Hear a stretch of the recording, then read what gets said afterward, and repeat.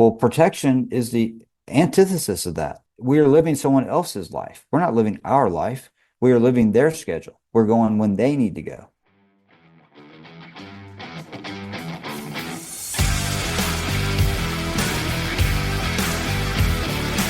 Welcome to the Circuit Magazine, the #1 source of information on protection matters, the industry-leading magazine for all security professionals who want to stay ahead of the game.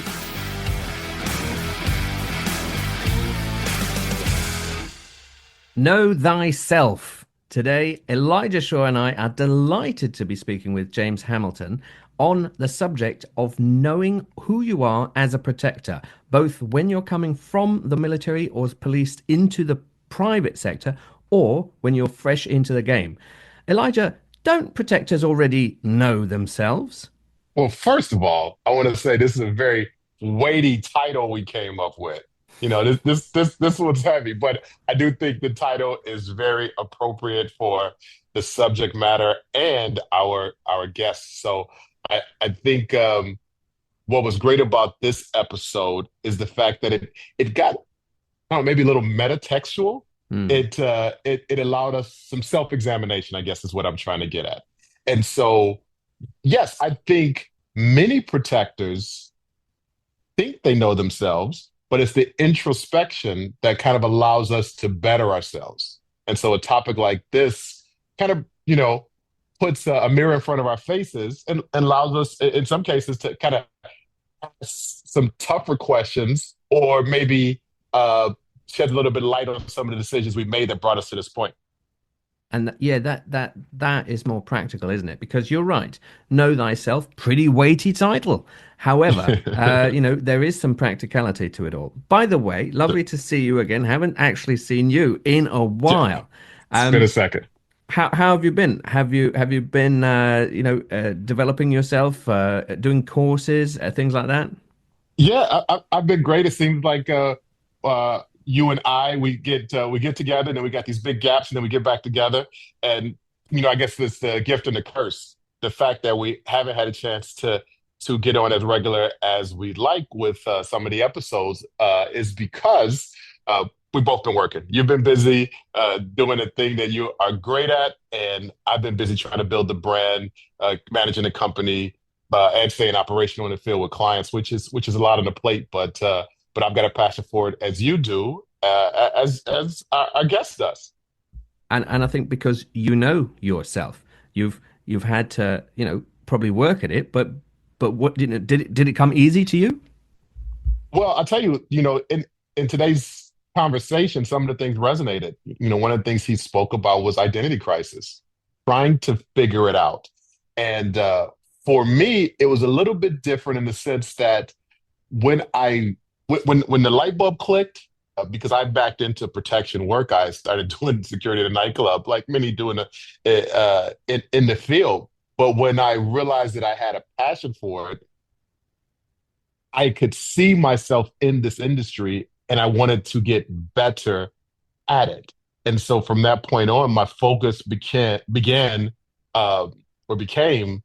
trying to elevate myself and learn and attempt to master the craft. We heard in the podcast, I didn't have the luxury of being military or law enforcement. So with our guest, and he speaks about things from that perspective, we also think about that being on the side of someone who doesn't have military or law enforcement. Sometimes you can feel that imposter syndrome. Sometimes you can say, hey, is this right for me? Because all of these people that I'm in the marketplace competing with, have these impressive credentials or this backstory that maybe I don't have. Now that's a good point. I hadn't considered that, but it definitely makes for an inclusive episode. If you are, Sure. Of a service background or another background, I feel that James Hamilton will have something for you. So let's get into it. Let's meet the one and only, educator extraordinaire, James Hamilton, on knowing thyself. Nice.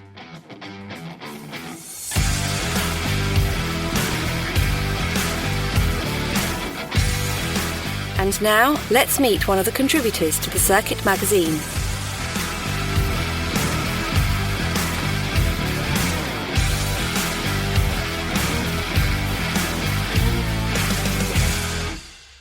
Know Thyself.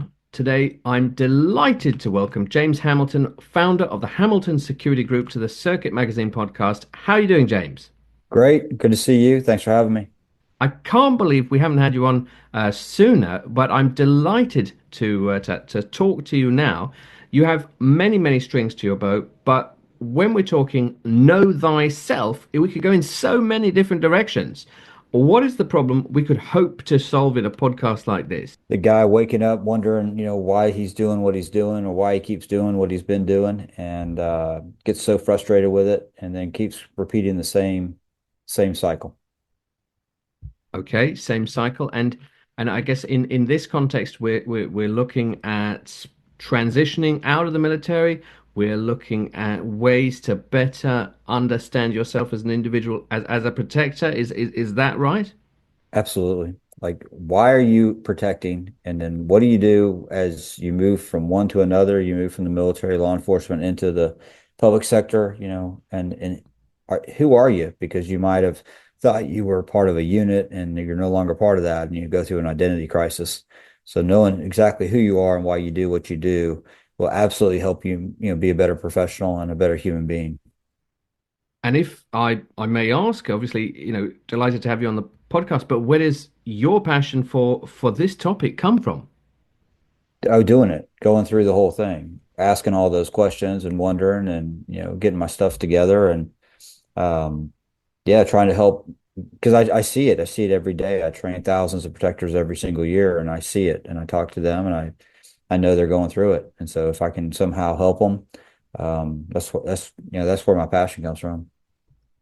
And usually, my third sort of quick fire focuses on the uninitiated. But what if there are maybe two categories of uninitiated? Those who are or have transitioned from the services to the private sector, and those who never were in any services but are in protection. What should they better understand about each other in this regard? Well, with regards to the services, in the military law enforcement, uh, understand that as much pride as you had in the unit or the team or whatever you were doing, that eventually will come to an end. And you have to know who you are. And that is a part of your life for sure, but there is more life coming for you. And I've seen a lot of guys kind of go down a real dark road because they can't get over not being there anymore with the people in a mission they believed in and understand that that was I always look back at it as a great time and I was happy to have done it, but I know that it's over. And then for those that have never really kind of done any of this type of work, it is super important to understand why are you doing this, because a passion for it will sustain you because the hours are long, the travel is arduous, it's very, very difficult work. And if you don't have a real understanding of, hey, why am I doing this? This is just some passing fancy. You're not going to make it. You won't last. You may not be somebody that you want to work with because you're kind of just you're kind of going through the motions. You need to understand that part of it. Why are you doing this? And if you can answer that question, then I think you're way ahead of the game. Meaning, if you're getting into protection for the very first time and I ask you the question, hey, why are you doing this? And your answer is because I've always wanted to protect people. Okay, great. But if your answer is, well, I think this sounded better than working at Long John Silver's or Longhorns or Applebee's, well, I think that's probably a bad way to start. And so I guess there's another facet to this, like why now? And let me couple that by sort of framing it. You have trained countless protectors, with Gavin DeBecker beforehand, and lots of other remits. Has this been embedded in training thus far? I've never seen it. I mean, I've never heard of anyone talking about it. I mean, I wrote an article about it the other day, and people were like, "What are you even talking about?" But I just know that I saw it, and I still see it. I mean, I trained hundreds of people in the FBI, and I trained thousands of people in the private side, and I know that I see it all the time. And I just thought, there's something to this, and maybe we can just talk it out a little bit. Just first of all, talk about it, and then second of all, help them to you know understand that this is probably why you're feeling the way you're feeling or acting the way you're acting, because there's a strong parallel. The attributes to make a good protector are a lot of people come from a trauma background because they can do things called catastrophic conclusion, which we can get into, But all of the things that make someone a really good protector, meaning ability to protect, think about the bad things that could happen, or attention to detail, or being there for somebody, and the inability to stop, the robotic, if you will, like God, they don't stop, they just keep coming, they keep coming. That is because a lot of it is undiagnosed or unworked through trauma, period. And I should, frame that, I am not, skilled in the world of psychiatry and so on. Um, but there is a lot we can still unpack. Hmm. Obviously, if people need, professional help, they should really Definitely. seek it. Um, just briefly though, if I'm on the recruiting side, how might I better find out who I am employing? In that, could someone with a very traumatic background go the other way? Do they Oh always yeah. have to come up with the conclusion they have to be a protector? No, a lot of them go the other way and they're, in prison. That's just a fact. They are looking for that mission. They're looking for the acceptance. They're looking for a feeling of being wanted. And you will get all of that from the gangs. All of those things I just mentioned, you will get from a street gang. They will give you, acceptance. They'll give you a color. They'll give you something like a jump in, gives them the sense of pride that they went through something. They're part of a belonging. And then they give them a mission, and they give them a place. I mean, that's what's going on. And, that's great for someone who came from a kind of a tough upbringing without a father or whatever. Those are all things that they're looking for. So yeah, you could definitely go one of two ways. You'll hear people talk about that a lot, at least on this side, is people who are in the police force, they could have been in prison too. They could have either gone either way. I can't tell you how many times I've heard somebody say that.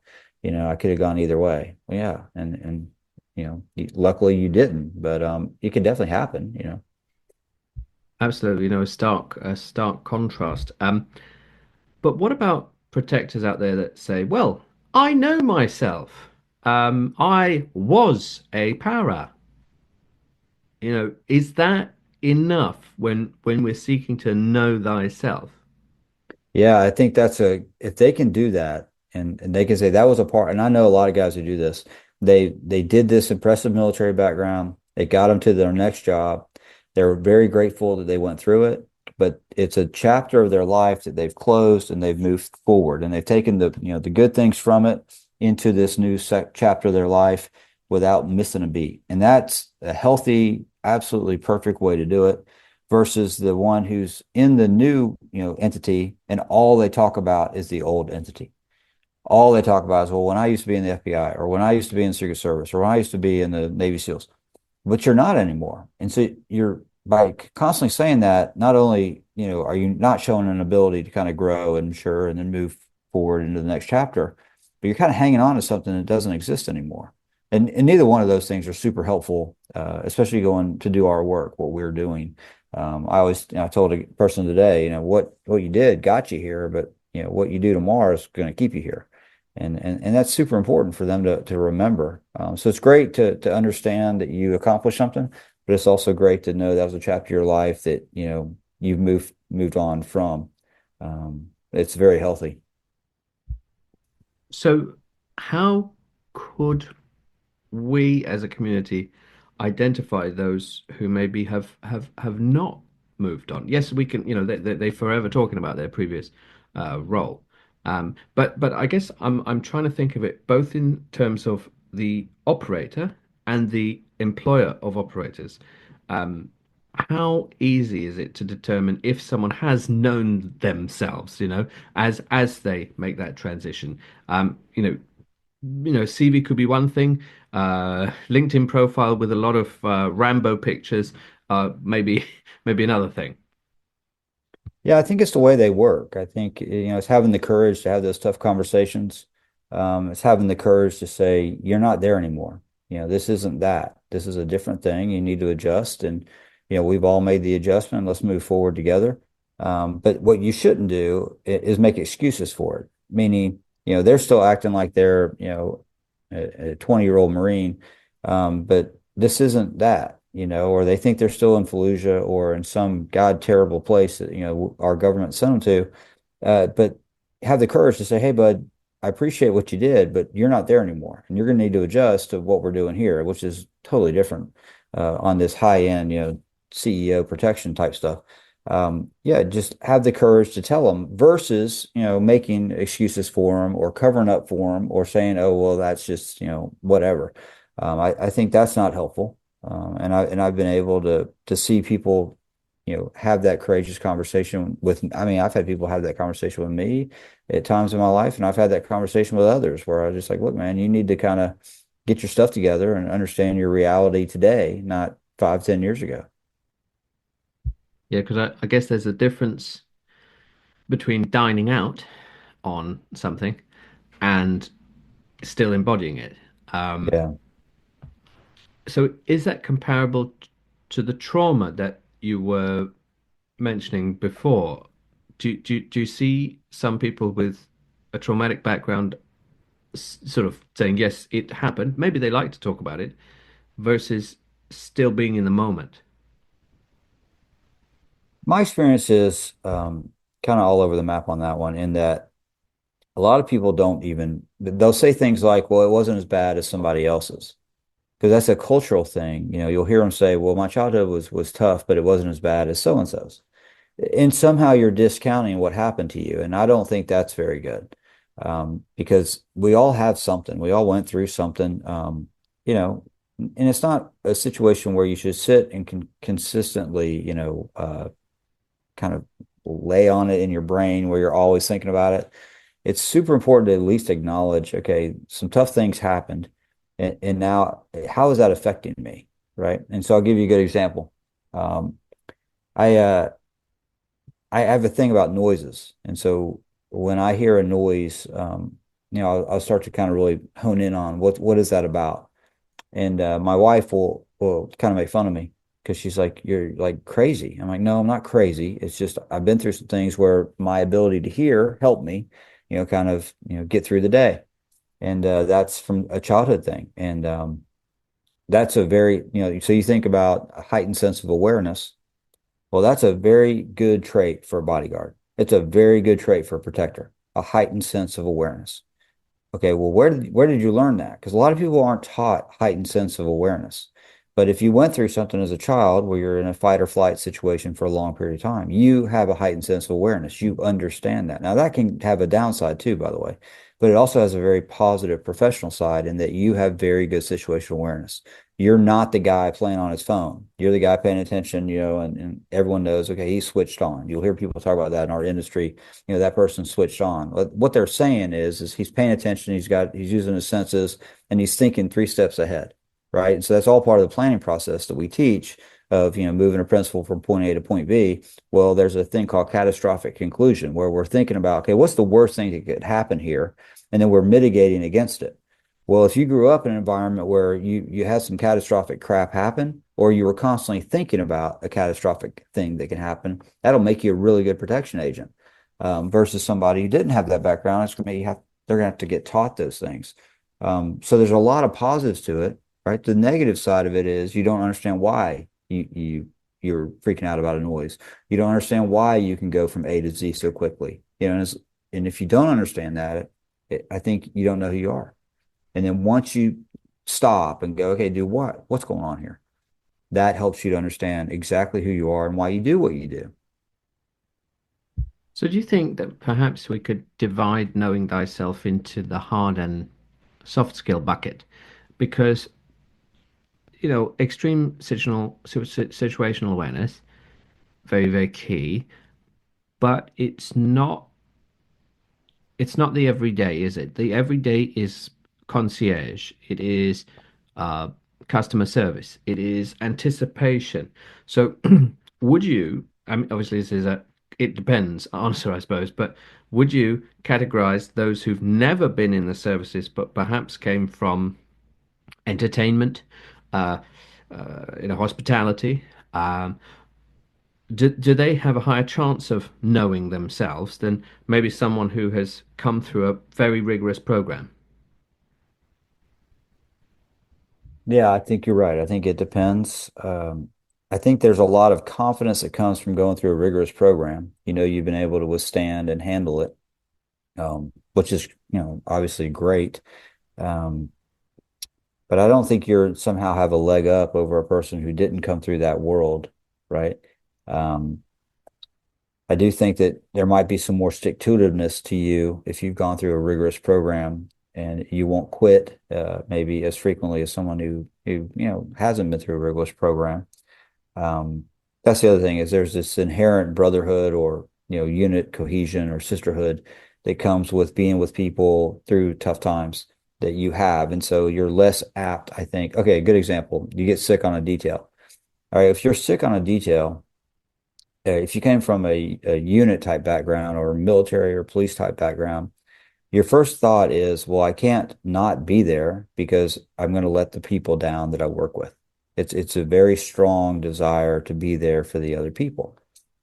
Well, if you didn't come from that and you just like got hired in, entertainment industry to do protection, and you didn't come through any type of struggle together as a unit, you may not have any problem at all with calling in sick.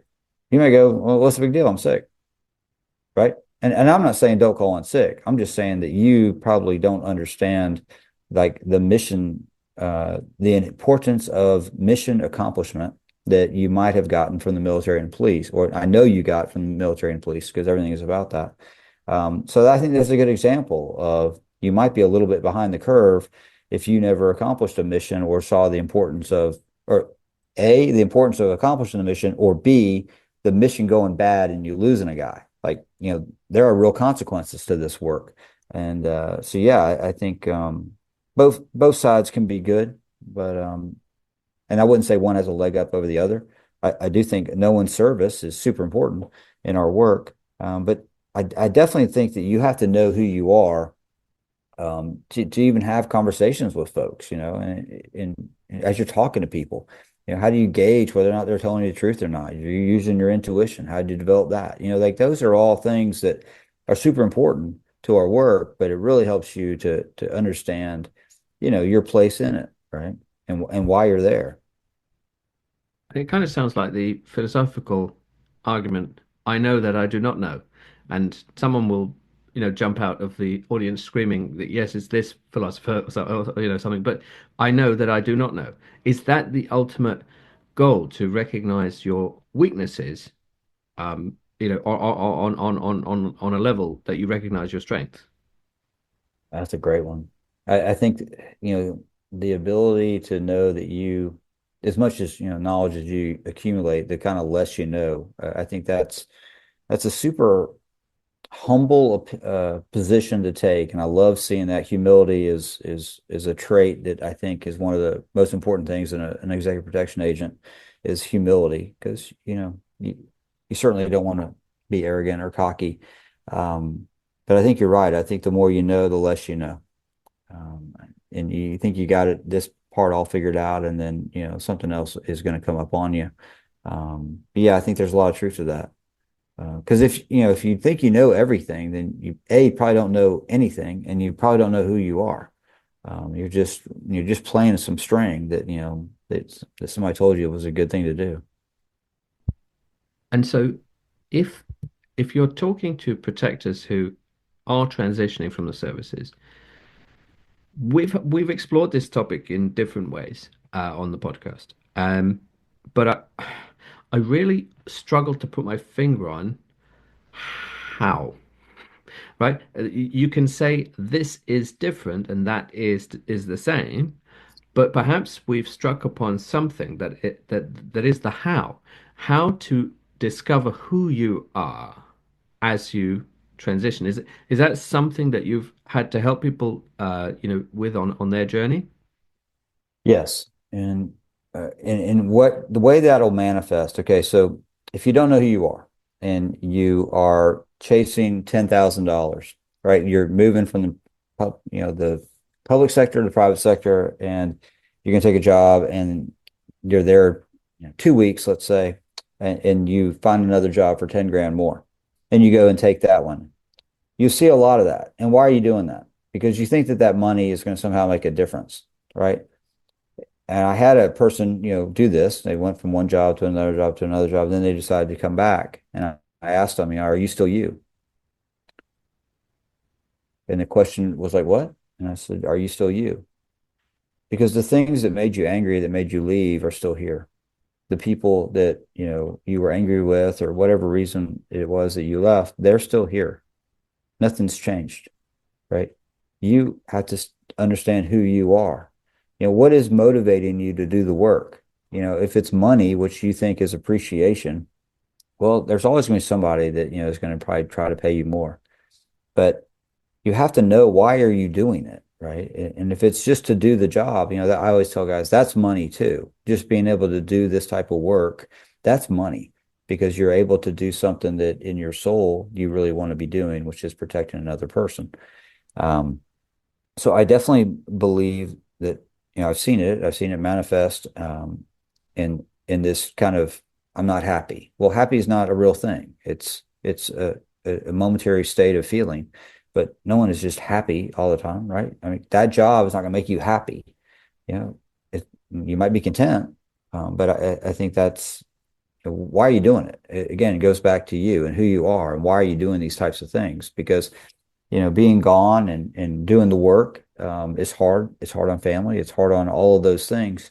And you're going to have an answer at the end of the day as to why you're doing this. Why are you spending time away? Why are you living someone else's life? I mean, look, I'm sure you've talked about it in your podcast or your magazine, but there is an inherent, the forces are not aligned.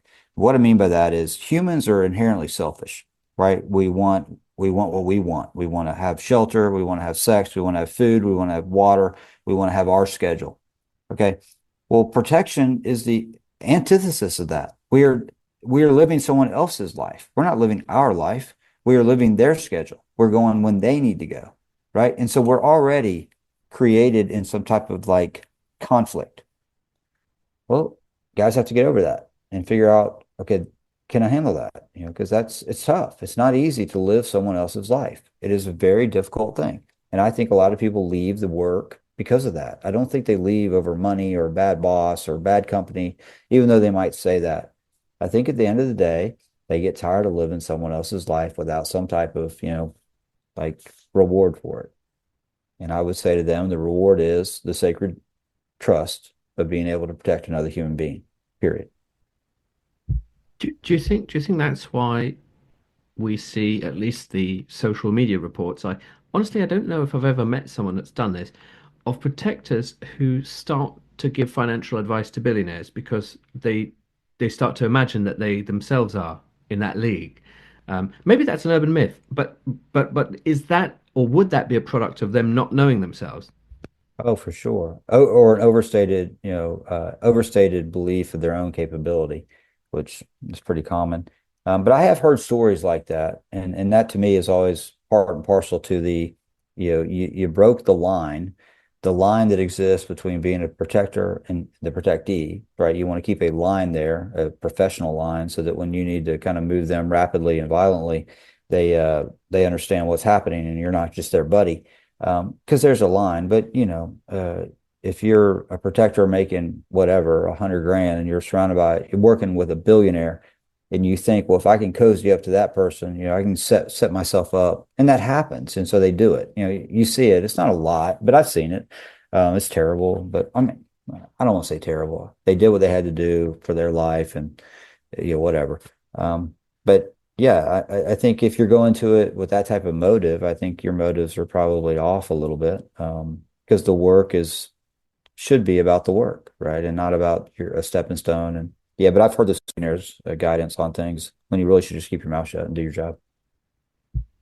A great professional, which Yeah. which people talk about. So Yeah, that's a real thing, yeah, I mean, it really is. That's a real thing. And I love seeing that. There's a lot of really good people out there working, and they're in the gray. You don't really know, and you see them, and it's not about them, and that's the job, and that's what I like about what we do, um, until you need to be there. But and I think a lot of people don't understand that. They don't understand where they're supposed to stand, and all those things, and protectees get upset about it. But yeah, the great professional is a real thing, and it's something we should all strive to be. so given that we're trying to maybe help those transitioning from the services or those who have never been in the services but have to maybe work in a role with lots of people from the services, are we saying that knowing thyself means that you're not changeable? You are you. Or are we saying that we need to know who we are at a point in time so that perhaps we could paint a really much more positive picture and draw ourselves towards it? Definitely the latter. I think it's by going through the process of understanding all those things, you can go, okay, look, this is something you need to work on. This is a potential strength of yours right here, and you could help other people in this area. But this is a weakness for you, and you need to work on your weakness. I think the cop out is, well, that's just how I am. That's just the way I am, and that's where I'm always going to be. Well, what if the way you are is super destructive, and it's destructive to yourself or to your family or your friends, your loved ones, even the clients? Well, that's not good, right? I mean, that's what people can say, yeah, I know exactly who I am, and that's just how I am, and take it or leave it. Well, I'll leave it. A lot of times the answer is I'll leave it, because unlike the services, and this is a big point for your listeners, I always like to make a point of this, is the military or law enforcement, when you're doing like, close protection over on that side versus, close protection on the private side, one of the biggest differences, and I think that probably the most important difference, is who is paying the freight. Because over here, where the taxpayers are paying the freight, when they're paying the bill in the military and in law enforcement, they don't get a vote. They don't get a vote about your capability, your competence, your attitude. They get no vote. So you can be really not a good person, poor performer, and you can still stay on a detail because the taxpayer really gets no vote and the government rarely tries to move people away. Versus the private side, they vote every single day with their checkbook. They will let you know that day, I don't like your attitude, you are fired. And there is nothing you can do about it. It is a stark reality that so many people making the transition don't even think about. They just think, oh, I'll do what I did in the unit or I'll do what I did in the FBI. Well, you're not going to be able to do that in private sector with that client. I'll tell you that right now. Grooming standards or the way you talk or the way you act or all those, no, it is not going to happen for you. And I think a lot of people are not ready for that. A lot of people that I know have made that transition are not ready for that. Would I say hard reality? Yeah, I think that's a good word, hard reality. But perhaps that hard reality is also a kind reality Hmm. because if you know how you are, if you know yourself, then perhaps you could slot yourself into the correctly shaped place that fits you. And that, comes to mind. Let's say you love country and western music and you wear uh country and western attire. Then maybe a country and western singer is someone you are drawn to protect. Right. Conversely, there might be another style of music and so on that you're drawn to protect. So perhaps it's being cruel to be kind to slot you in where you belong. Right. That's exactly right. That's exactly right. Yeah, I know the music industry. Sometimes that we see debates online and so on. But I use the example because I think it's legitimate. I agree. And so obviously, I don't want to lead with the trauma topic again, but we have to kind of look at it. In one of your latest articles, you do refer to knowing thyself as a protector and discovering that maybe you have got into it for X or Y reasons, one of them being childhood trauma. Can you tell us a little bit about that world and what one can know about it? I think I didn't know really anything. I didn't know what that ACE thing was until I was giving a speech one day to a group, and the person after me at the conference, the person speaking after me, was speaking about work he's doing with people from trauma backgrounds and high ACE scores. And so I stopped and said, I want to listen to this because I don't know what that means. and he said it stood for adverse childhood environments. And there was a test you could take. And so I took the test, and the scores are 1 through 10. And the higher on the score, the higher towards 10 that you are, the more negative outcomes of your life can be. Like I mentioned, jail, cancer, uh, alcohol, drugs, some type of addiction, you name them. Um, those are some of the things that can happen to you with a very high ACE score. And so, knowing that, kind of, and it had a lot of health issues, and then, knowing your score, and then, okay, understanding, okay, yeah, there were some things that happened, and then, not minimizing it, and going, okay, how do I not be one of those statistics of, person that dies early from health complications, for instance, because of the high ACE, because of the trauma never dealt with. Go talk to somebody, right? Like that's what I did, because I just put it off for forever. And I finally went and talked to somebody, and it worked out well, really good. I would say be careful of that, just use your intuition. If the first person you talk to, you intuitively feel like this isn't the right place for you to be, get out and go find another one. And get to a comfort level where you can, kind of share some things. Nothing like awful, but enough that it affected some things in my background.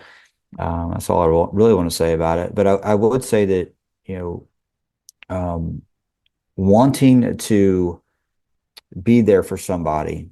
I think I said in the article, like the reason you do the work is because somebody maybe wasn't there for you. And so if have had times in your life where someone wasn't there for you, um, it affects you. And so what you start to think is that people are going to lie to you or let you down.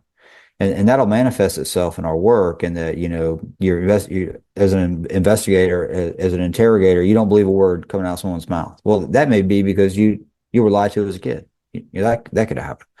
Um, so as you go through this kind of process of understanding, why you do the things you do, what's this thing mean, this high A score, you actually start to see, oh, that's what that is. Or when you start to have a reaction because somebody does something, you you need to take that second and go, is this some old stuff that I've been dealing with? Or is what's going on here? Why am I getting pissed off? Or, however you manifest, whatever's going on. Usually it's anger or frustration or passive aggressiveness. That's a big one.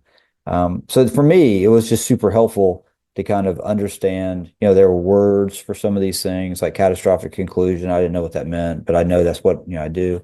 Um, and so it helped me to understand. And then that helped me to help other people and write that article and just have conversations with guys who are kind of hurting or, going through some tough times, either through marriage or fatherhood, because, okay, a good example. If you didn't have a father present, it's really difficult for you to be a father because you don't know what the hell you're doing. And that's frustrating because you're as a man, you're supposed to know what you're supposed to know these things. And so that can manifest in that way. And that what you end up doing a lot of times, and I know I did this, is you just pour yourself into work because that you understand, that you get. That, in fact, not only do you get it, but if you're good at it, they give you accolades, and you're like, well, I'm going to keep doing that because I understand that one. Well, what happens? You never see your kids, right? And that's not fair. It's not fair to them. So I kind of said in the article, the most important thing is showing up, right? So if you went through the absent parent, for instance, as a child, um, show up. So that's what part of your thing is you're upset that no one showed up for you. So as a parent now, show up for your kid, right? Show up for your spouse. If you don't have kids, but you got a spouse, show up for them. We work a lot, and I talk about this in that article, but when you're there with them, I don't believe in this work-life balance thing. I think that's some new whatever. I think that, you have work-life harmony. I think Jeff Bezos said that. But when you're there, be there. Put your phone away, look your kid in the eye, be there for the ball game, pay attention. Don't be distracted by the phone or whatever else you think's going on, and be there for them. Like that's showing up, and I think that's super helpful for guys to A, know that, they don't have it all figured out, and B, just by being there, that's all the kid really wants, or the spouse, that's what they really want. But anyway, I was surprised like how many people read that article and like it really resonated with them. So that was helpful. And thank you, for sharing that, because I mean, certainly privately, people have talked about similar topics, but I think if more people talked about it in public, then more people could begin to understand, themselves, um, and making that conscious decision to show up. You can consciously do it if you know yourself and you know why you might be feeling how you're feeling, and so on. And obviously, this is not advice from a psychiatric perspective, but I can totally see how that would work. Yep. So where does that then leave the protector who is on a journey to discover themselves? Because yes, if you go on YouTube and you type that in, you will go to some Ayurvedic or yogi type places. But where should they go for next steps? Are we talking like journaling? Are we talking uh, coaching, mentoring? What should they do? I love the last two. I'm terrible at journaling, so I wouldn't jump on it. I know somebody would say it's super helpful. I think coaching and mentoring is one of the most important things. I've been blessed by having mentors in my life. I still have mentors in my life, and I've been blessed by being a mentor for other people. Why? Because okay, you're able to pass along. I mean, nothing's new, right? There's nothing new. Nothing. So when I talk to my mentor, he's seen it, right? He's older than I am. He's seen it all. And so, when you bring that problem to him, he's like, "Oh yeah, I saw that," and blah blah blah. That's why, those pre-flight checklists usually came from a damn plane crashing. It's like, yeah, we've seen that before, right? So that's a really important thing to get a mentor that you can kind of pour into and can kind of pour into you. A coach, I've had success with that. I've had success with that, but I really like a mentor in the industry, maybe not in your company, but someone in the industry who's done this type of work, um, who can help you when you're struggling and have obviously, if you have the humility enough that you would seek out a mentor, that means you're humble, you're not cocky, then you probably are going to be humble enough to say, I'm really struggling with bills or working out too much or drinking too much or whatever it is we all have a thing. Whatever your thing is kind of maybe destructive for you, bring that up with the mentor and make sure that they fix that and don't cover, a good mentor is not going to say, oh, it's just part of the work. You're blowing off steam. Don't worry about it. If you know it's destructive, then you need to fix it. Right. So I think there's a lot of help there, in that mentoring and coaching world. And I, I read a book about generations and people saying, oh, this new generation, they're negative. There's like saying something negative about this new generation. And the author said, well, maybe you gave up on them. Did you ever think of that? Like maybe you weren't there for that generation. Maybe you gave up on them and didn't pass down the things that, you were taught or your granddad taught you or your great granddad taught him. Maybe you just gave up on them. And I think as long as we can not give up, as long as we can continually try to help, not only the ones, coming up, but even guys above me who are reaching out, I think that makes us better, as people. And in this industry, I think it's super important and it can be rough. And I think there's a lot of, competition and things like that. But I really don't feel like, someone's trying to, stab a knife in my back. I've always felt support. I've always felt like, people at core in this industry are trying to help other people. And some of them are very vocal about it. They have a way of doing things and they think that's the only way. That's fine. But I've never really felt that, negativity. I think it's a very positive environment for the most part. But I think if we could help other people like this, I think that's definitely the way to go. And one person's next generation cockiness or disengagement could be another person's enlightenment, in that Gen Z might know something the millennials don't know. Right. They've seen the millennials go through the 2008 crash. They may not appreciate that particular career path, and maybe people of older generations are on a steam train going in one direction without thinking about who they are. These are all things that one could explore, and I'm just exploring them now as I'm talking them to you. But I think it's testimony to how exciting a topic this is for the protector. Yep. And I think so much of it, I mean, the motto of my company is live with courage. And, I didn't pick that for nothing. I mean, I didn't just pick that out of a hat. I mean, that to me is, I've had times in my life where I did not live with courage. I was very passive aggressive, or I wouldn't say what I needed to say, or I wouldn't fight for my space. These are all things that have come up if you go through any type of therapy. But, and I wouldn't say what I wanted, or, be courageous because I was afraid, I'd upset somebody, or someone wouldn't like me, or wouldn't be accepted. Um, but living with courage is having the courage to not only, say it, and then, say to someone, hey, you're making a mistake here. You need to fix it. Um, that's not easy. And I think a lot of our work, you'll see a mistake happen, and okay, there's probably a place in that person's career where someone could have had a courageous conversation with them, and that would not have happened, you know. But it's hard. It's hard. And I mean, I come from the government side where there wasn't an awful lot of that. There's a lot of management, not a lot of leadership. But courage is hard. And it's hard to tell somebody, the hard truth. And it takes a lot of courage. And so that's why I chose that motto. Well, I can, already envisage protectors asking a very key question of who are you in Right. job interviews. If not now, after this session, I think curiosity about who the other person is. Much like over COVID, people ended up saying, "How are you?" No, really, how are you? Yeah. Genuine, deeper interest. Yeah. Yeah. And I think fine, there's an acronym for when people say I'm fine, that's not really true. It means like frustrated, God, what is it? Neurotic. Uh, I can't remember. I'll think of it. But whenever someone tells you they're fine, they're probably not. You might want to dig a little deeper, which you have a really good style, so you could probably do that pretty easily. Just follow up with another question. You know, don't let them get away with, yeah, I'm fine. No, man, what's going on? When was the last time you saw your kid's baseball game or soccer or whatever y'all do over there? You know what I mean? Like really drill down on in on him because he's probably not fine. Yeah. No, I think that's a great sentiment, and it's all, and hey, I don't think we've covered this on the podcast.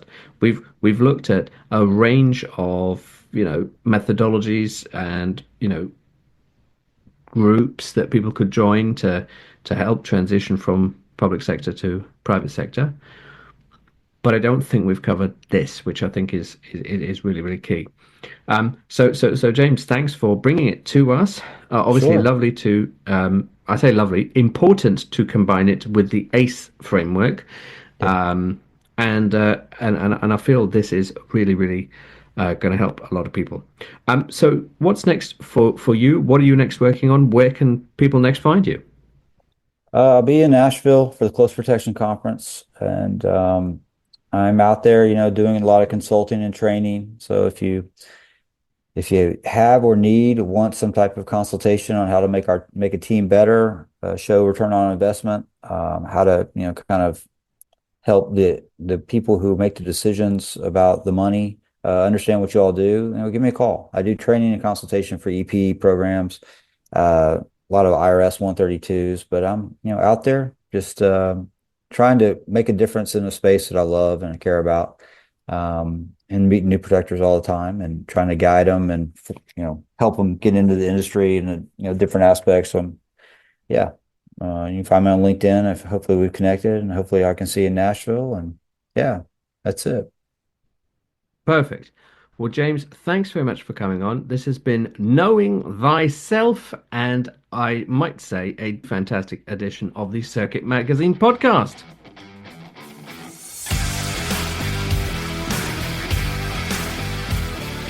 Well, thank you very much, James. I can't believe we haven't had you on until now. A very practical, but sometimes hard-hitting topic. Elijah, what did you make about this theme? Well, first of all, I want to talk about our guests. What a wealth of knowledge and experience and perspective.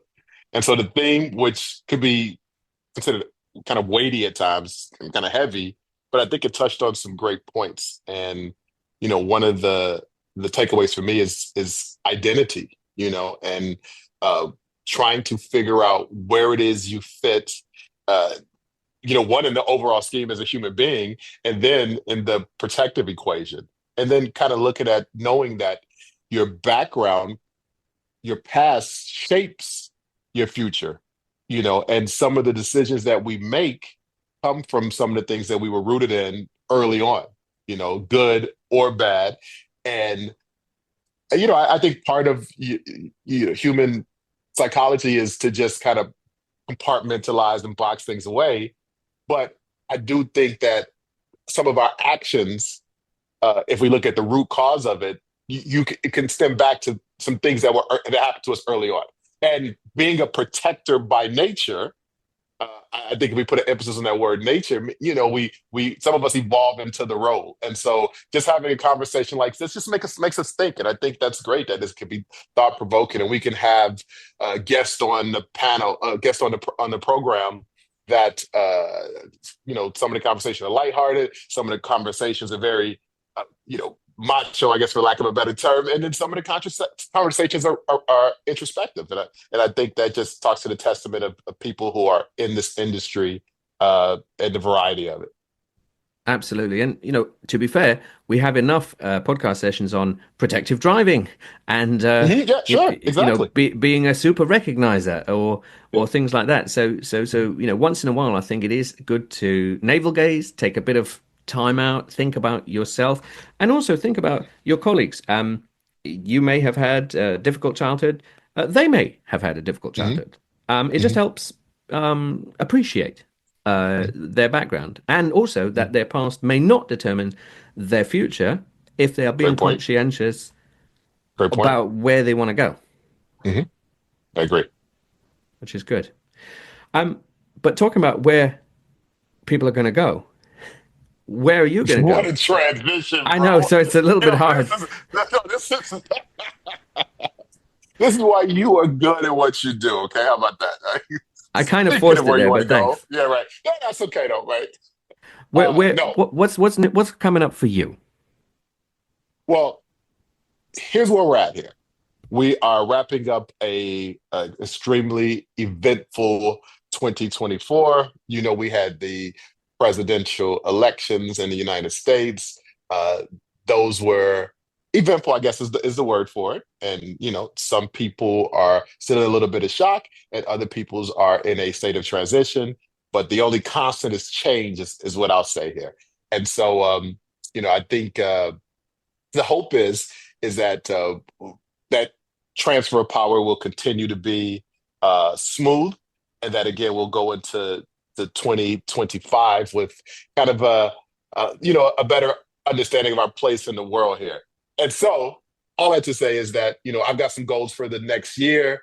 I'm trying to put things in place. So trying to finish up this year strong. We have a course. So by the time this episode airs, I think I'll be getting ready to step into a course on November 30th. I've got the Icon Celebrity VIP Protection course, follow right behind that with the advanced course. Then I go operational, and then right on the other side of the year, I join my family at ESI, teach a class there, and then I've got some projects overseas. So it's going to be a busy couple months for me, but I love what I do. So back to that passion part we talked about in the podcast. And it certainly shines through. It's very evident, and that's why people come to your courses, and they're very active participants. Well, and I guess a little peek behind the curtain. One of the reasons this episode didn't get out a few days earlier is because I'm out working operationally, and the hours have been pretty brutal. And so us trying to catch up with the different time zones and the limited amount of sleep delayed us a few days for getting this episode out. So you have to love what you do, because if not, you're not going to prioritize things in the right manner, in the right fashion, and it'll come through in your work product as well. So I love what I do. I know you love what you do, and hopefully the guests that we have on the program will motivate and inspire the other listeners.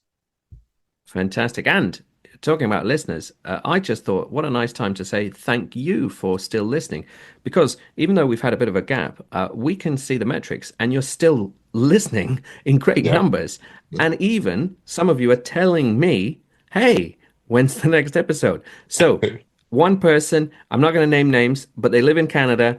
They said to me, hey, I did this, training because you kind of alluded to it. I listened to the podcast. I listened to all of them. You know who you are, and if you're any of the other listeners, thank you. We do appreciate, all feedback.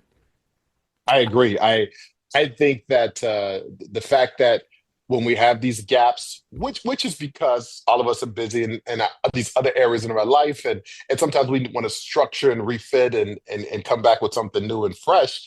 But I think it allows us the opportunity to look at which episodes really were impactful and which episodes make a difference and what we want to kind of give our listeners in the new year. And I think the next year is going to be really exciting for the program. Absolutely. And obviously, if you, Elijah, or anyone else on January 30th would like, we're having our 10th annual in-person Executive Security and Close Protection Technology Forum in London on the 30th of January. So little plug for that. The 10th annual. That's amazing, bro. I know. Who would have thought? Yeah. Who would have thought? Who would have thought? Again, speaking of passion. Absolutely. Well, thank you, James Hamilton, for coming on today. We feel that perhaps we know ourselves a little bit better after today's episode. So, from Elijah and myself, this has been another fantastic edition of the Circuit Magazine podcast.